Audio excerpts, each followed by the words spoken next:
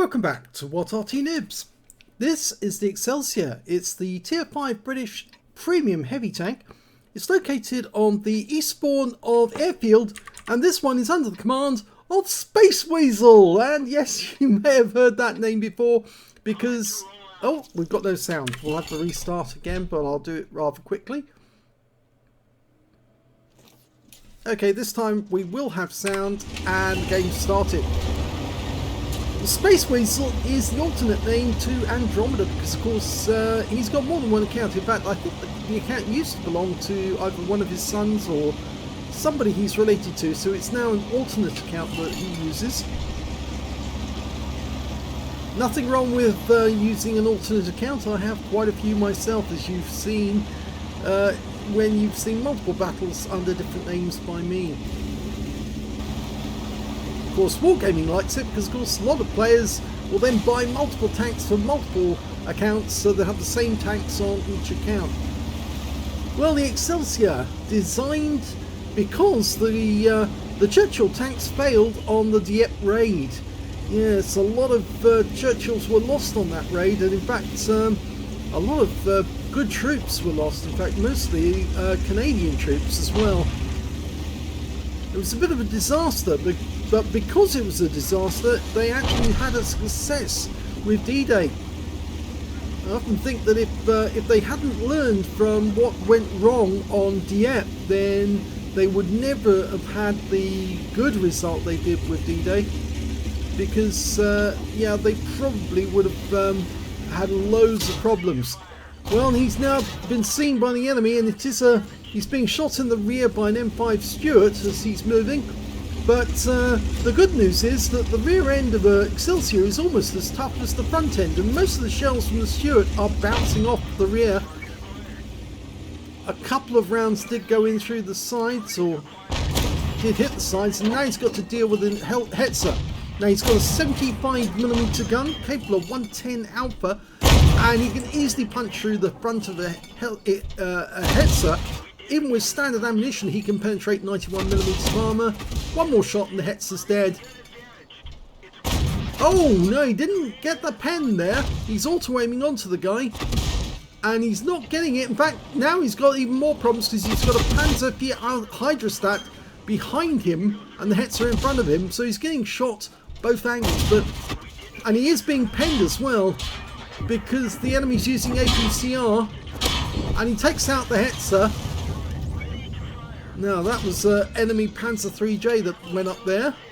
Now he's having to shoot at the Hydrostat who's off his rear, but he's got the help of a pair of Luxes. He's lost 549 hit points to the Hydrostat, and yeah, he's almost out of health. But he's been ammo racked as well, but he's still got 11 hit points, so he's still in the game.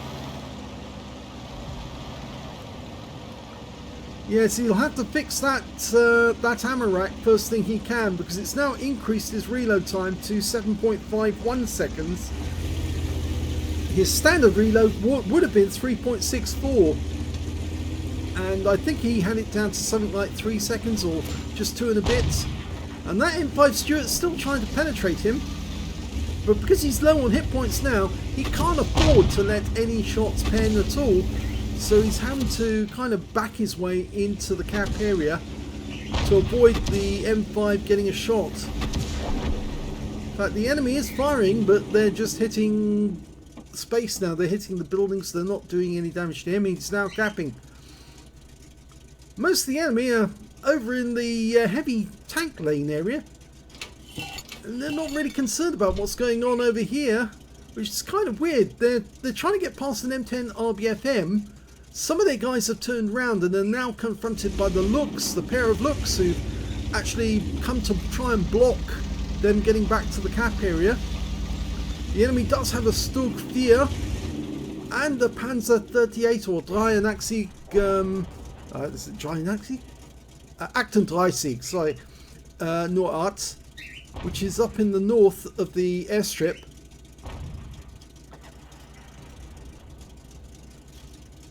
Now, they are still losing tanks, the enemy team. We've only got 4 tanks left on our team, and he's halfway through the cap. He could do with some help from this T-34 1941 that's creeping up behind him. Hopefully he'll join the cap as well without knocking down any of the buildings. Okay, now they could win this even though they are outnumbered, and they're outnumbered considerably, more than 2 to 1, and I think they're going to win this game. I don't think the enemy are going to get back in time. Here's the M5 Stuart. He's not back in time though. He's failed, and they've won by capping out.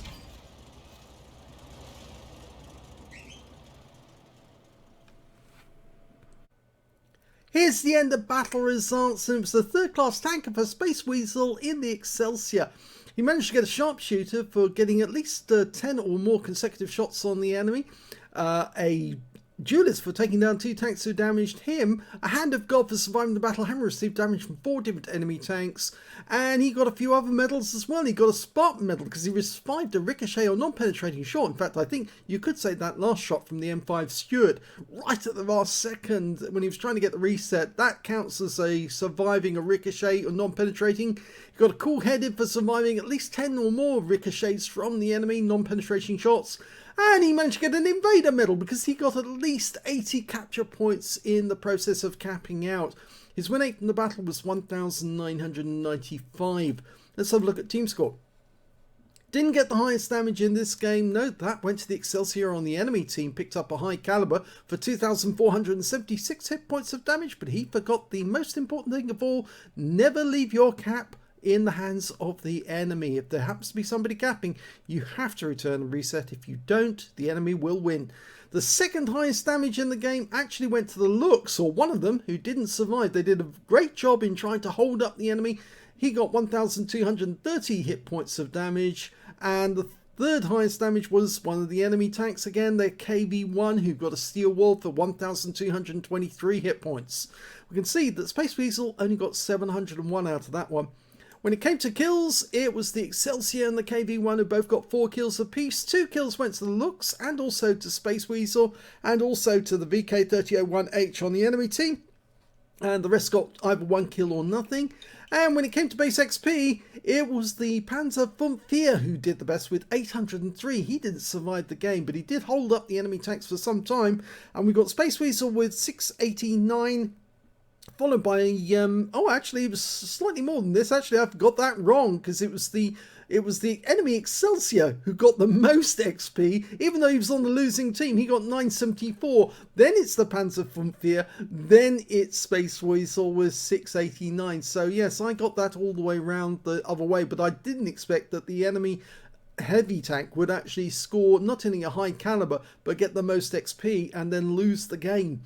Yes, let's have a look at detail. 13 shots fired, 12 direct hits, 8 penetrations.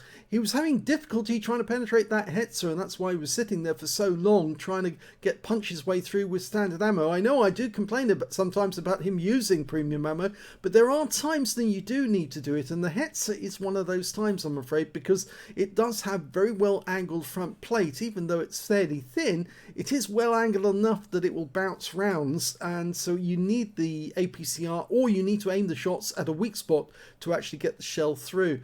701 hit points of damage, all of it done at close range. 34 hits received from the enemy, only 8 of which actually penetrated, and 14 non-penetrations, and most of the shots that penetrated were from the Hetzer and from the Panzer IV Hydrostat, who were punching rounds through, but they were punching APCR rounds into him because it was the only way they could get through his thick armour. He's got 115mm on the front and back, and yes, they were using the APCR to get through that. If he'd used APCR as well, he might have lost less in the way of damage. In fact, the Hetzer wedged himself up in such a way that it was very difficult to get a shot on his weak points on his lower plate, and that's why spaceweasal was having difficulty on the auto aim trying to punch through his armour.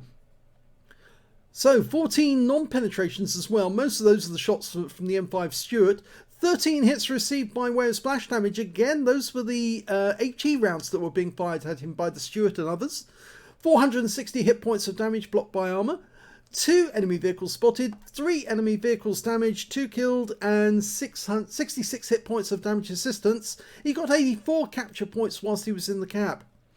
On a premium count, he earned 30,534 credits, and after repair and ammunition resupply took away 24,715 credits profit.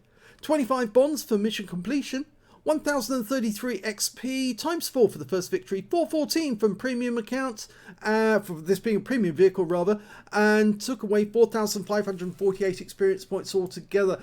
I think the answer to that one for spaceweasal was he did need to back away from that Hetzer so he could actually shoot up accurately into that lower plate. He stayed on auto aim instead of actually going to manually aim at the weak spots on the target to punch the shells through. And as I said, that is why he lost so many hit points. Plus, of course, that Hydrostat was just sitting behind him, punching rounds in, and he really desperately needed to stop one of them from getting penetrations on him. I hope you enjoyed that replay. If you did, please give this video a like. Do subscribe to our channel. Leave a little comment down below because it feeds the algorithm.